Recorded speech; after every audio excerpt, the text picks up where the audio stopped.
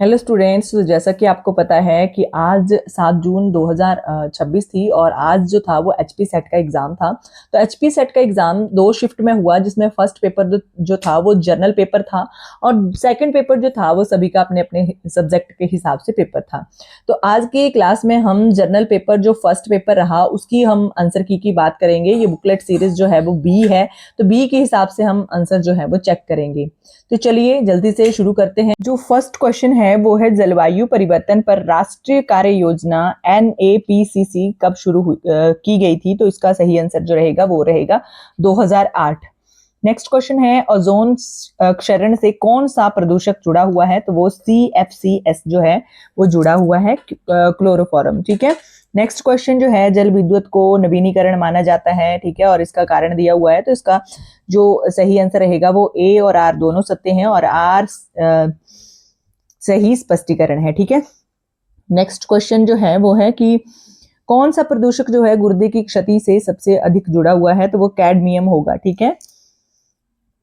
Next question जो है SDG जो 13 है उसमें किस वैश्विक समझौते से मजबूती से जोड़ा गया था। तो ये होगा पेरिस समझौता। नेक्स्ट क्वेश्चन परिणाम आधारित शिक्षा यानी कि OBE जो है उसमें मुख्य रूप से किस पर केंद्रित रहती है। तो ये सीखने के परिणाम और दक्षताएं। ठीक है। ऑप्शन नंबर डी इसका सही रहेगा। नेक्स्ट है पारिस्थितिकी पदचिह्न की अवधारणा का उपयोग किसे मापने के लिए किया जाता है। तो ये जो प्राकृतिक संसाधनों पर मानवीय मांग को मापने के लिए किया जाता है। तो ऑप्शन नंबर सी इसका सही। नेक्स्ट क्वेश्चन की बात करें तो यहाँ पे प्राचीन शिक्षा के संदर्भ में परा और अपरा जो है वो कौन सी विद्या की मुख्य रूप से दर्शाती हैं। तो उच्च आध्यात्मिक ज्ञान बनाम संसारिक ज्ञान को दर्शाती हैं। ठीक है। ऑप्शन नंबर बी इसका सही रहेगा। नेक्स्ट है कि प्राचीन भारतीय शिक्षा शास्त्र में उपनयन शब्द का क्या अर्थ है। तो इसका अर्थ है औपचारिक शिक्षा का प्रारंभ और विद्यारंभ संस्कार। ठीक है। नेक्स्ट क्वेश्चन जो रहेगा वो ये है कि कौन सी रैंकिंग प्रणाली जो है दुनिया भर के विश्वविद्यालयों का मूल्यांकन करती है। तो QS जो वर्ल्ड रैंकिंग प्रणाली है ये करती है। बाकी NIRF और NAAC और AISHE ये जो है सभी भारत की रैंकिंग प्रणालियां हैं। ठीक है। नेक्स्ट यहाँ से जो DI के क्वेश्चन हैं तो इसके हम सीधे आंसर ही देखते हैं। तो यहाँ पर जो फर्स्ट क्वेश्चन था 11th नंबर का DI से वो था कि किस संकाय में कुल संख्या के अनुपात में दूरस्थ शिक्षा के क्षेत्रों का अनुपात जो है वो सबसे अधिक है। तो वो कला संकाय में। ठीक है। नेक्स्ट है कि इंजीनियरिंग में रेगुलर छात्रों और आर्ट्स में डिस्टेंस छात्रों का अनुपात कितना है। तो वो होगा 8:5। ठीक है। नेक्स्ट 13 नंबर का क्वेश्चन है कि यदि विज्ञान को नियमित छात्रों से 10% छात्र दूरस्थ शिक्षा मोड पर में चले जाते हैं तो विज्ञान में दूरस्थ छात्रों की नई संख्या क्या होगी। तो वो होगी 212। ठीक है। नेक्स्ट है यदि विश्वविद्यालय सभी संकायों के रूप में अपनी कुल नामांकन संख्या में 5% की वृद्धि करता है तो कुल नई संख्या क्या होगी। तो वो होगी 2200। ठीक है। नेक्स्ट है कि यदि लॉ अपने डिस्टेंस छात्रों की संख्या दुगनी कर देता है तो विश्वविद्यालय में डिस्टेंस छात्रों का नया प्रतिशत क्या होगा। तो वो होगा 40%। नेक्स्ट क्वेश्चन कंप्यूटर यूनिट का आ जाता है CT यूनिट का। ठीक है। तो ये है कि कौन सा डिवाइस जो है वो कंप्यूटर को इंटरनेट से जोड़ता है। तो वो मॉडेम होता है। ठीक है। क्या होता है? मॉडेम। नेक्स्ट क्वेश्चन दीक्षा प्लेटफॉर्म का मुख्य रूप क्या केंद्रित है। तो दीक्षा जो प्लेटफॉर्म है वो शिक्षक शिक्षा और स्कूली स्तर के संसाधन। ठीक है। डेटा स्टोरेज की शब्दावली में SDD, ठीक है, SDD का फुल फॉर्म बताना था तो सॉलिड स्टेट ड्राइव इसकी फुल फॉर्म होगी। नेक्स्ट है कि रियल टाइम कॉन्फ्रेंसिंग के लिए नेटवर्क की कौन सी स्थिति सबसे ज्यादा नुकसानदायक रहेगी। तो वो रहेगी पैकेट लॉस। नेक्स्ट क्वेश्चन है गवर्नेंस जो है उसके मॉडल किस मॉडल में सरकार और नियमों के बीच नागरिकों के बीच में संवाद होता है। तो वो G2C यानी कि गवर्नेंस और सिटीजन। ठीक है। नेक्स्ट क्वेश्चन है कि निम्नलिखित में से कौन सा प्रभावी रचनात्मक मूल्यांकन का एक लक्षण नहीं है। तो वो होगा योगात्मक ग्रेडिंग जो है वो लक्षण नहीं है। नेक्स्ट क्वेश्चन शिक्षण की प्रोजेक्ट विधि सबसे अधिक प्रभावी है। तो वो है व्यवहारिक कौशल और टीम वर्क विकसित करने में। ठीक है। अगला क्वेश्चन है शिक्षण में रचनावाद शब्द से क्या तात्पर्य है। तो रचनावाद शब्द जो है वो छात्रों द्वारा सक्रिय भागीदारी के माध्यम से ज्ञान का निर्माण करना। नेक्स्ट क्वेश्चन है कि उच्च शिक्षा में शिक्षण में आईसीटी को एकीकृत करने का सबसे प्रभावी तरीका कौन सा है? तो वो होगा पारस्परिकता और अनुसंधान तक पहुंच को बेहतर बनाने के लिए आईसीटी उपकरणों का उपयोग करना। ठीक है, ऑप्शन नंबर सी इसका सही। क्वेश्चन नंबर 25 है, सतत एवं व्यापक मूल्यांकन जो है वो किस पर आधारित है? तो वो शिक्षार्थियों के समग्र विकास पर आधारित है। परिकल्पना क्या है? तो पूछा गया है परिकल्पना है, तो परिकल्पना जो है एक अस्थायी कथन जिसकी जांच की जा सकती है। ऑप्शन नंबर डी जो है वो सही है। नेक्स्ट क्वेश्चन है कि गुणात्मक अनुसंधान में डेटा संग्रह में के सबसे आम तरीके क्या हैं? तो वो है साक्षात्कार, अवलोकन और केस स्टडी। नेक्स्ट क्वेश्चन 28 की निम्नलिखित में से कौन सा गैर संभाव्यता प्रतिचयन तकनीक है? तो वो है उद्देश्यपूर्ण प्रतिचयन। ठीक है, नेक्स्ट है कि किसी शोध उपकरण की विश्वसनीयता से क्या तात्पर्य है? तो वो है समान परिणाम देने में उसकी निरंतरता। ठीक है, नेक्स्ट है कि सूचित सहमति का नैतिक सिद्धांत ये सुनिश्चित करता है कि प्रतिभागी अध्ययन की प्रकृति और उनसे जुड़े जोखिमों से पूरी तरह से अवगत हो। ऑप्शन नंबर सी इसका सही रहेगा।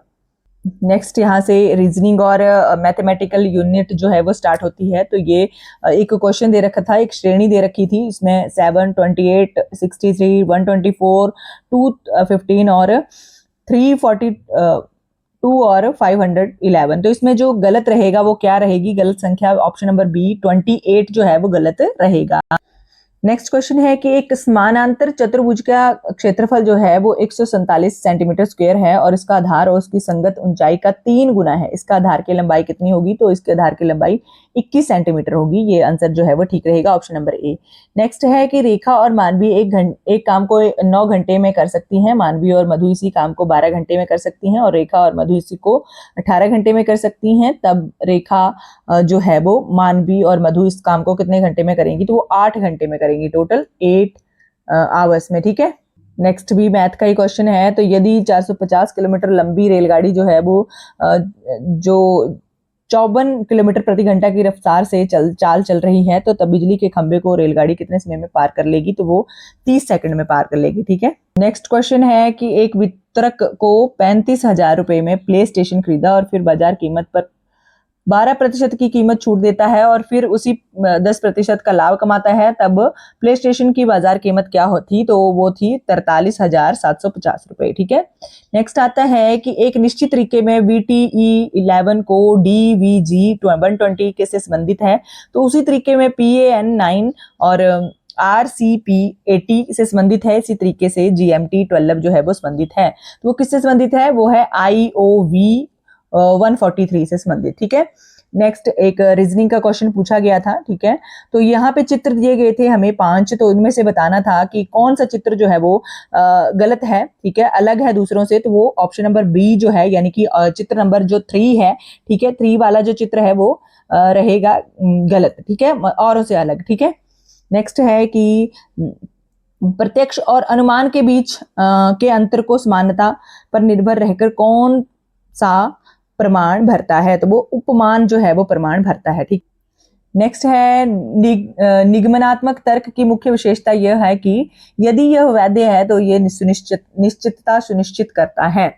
नेक्स्ट है कथन दिया गया है कि कुछ किताबें उपन्यास हैं, सभी उपन्यास दिलचस्प हैं, और निष्कर्ष इसका निकलता है कि कुछ किताबें दिलचस्प हैं, सभी किताबें दिलचस्प हैं। तो इसका जो सही आंसर होना था वो होना था ऑप्शन नंबर ए, केवल वन जो है वो अनुसरण करता है। ठीक है, नेक्स्ट यहाँ पे एक पैराग्राफ दिया गया था और इससे क्वेश्चन ढूंढ के बताने थे। तो यहाँ पे जो पैराग्राफ था वो आईसीटी से रिलेटेड था। तो फर्स्ट क्वेश्चन जो आता है पैराग्राफ से रिलेटेड वो आता है कि उच्च शिक्षा में आईसीटी ने, तो इसका बी ऑप्शन ठीक रहेगा, पहुंच का स्तर का विकास किया है और लेकिन नई चुनौतियां भी खड़ी की हैं। ठीक है, नेक्स्ट है कि वाक्यांश जो है सतही अधिगम का जोखिम का तात्पर्य क्या है? तो इसका तात्पर्य होगा आईसीटी बिना चिंतन के सतही स्तर की समझ को बढ़ावा दे सकता है। नेक्स्ट 43 की इस अनुच्छेद में संकेत मिलता है कि शिक्षक को चाहिए कि वे संवाद और चिंतनशील सोच को विकसित करें। ठीक है, नेक्स्ट होगा कि संचार के परिवर्तनकारी पहलू से क्या तात्पर्य है? तो शिक्षार्थियों की प्रश्न पूछने और ज्ञान की में योग्यता देने की क्षमता को आकार देना।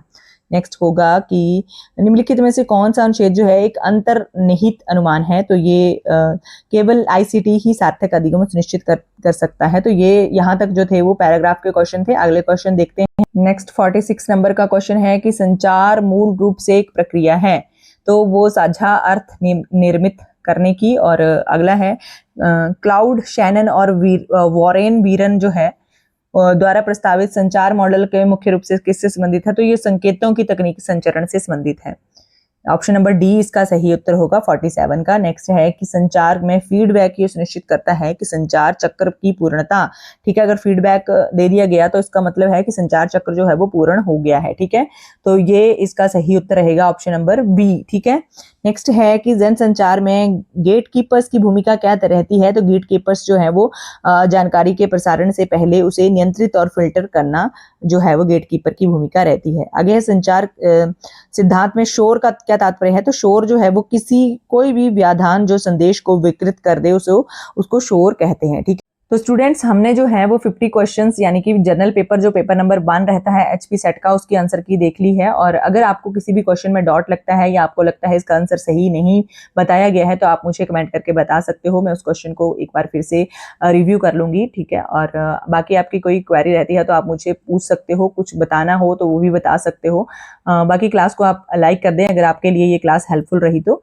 Thank you for watching.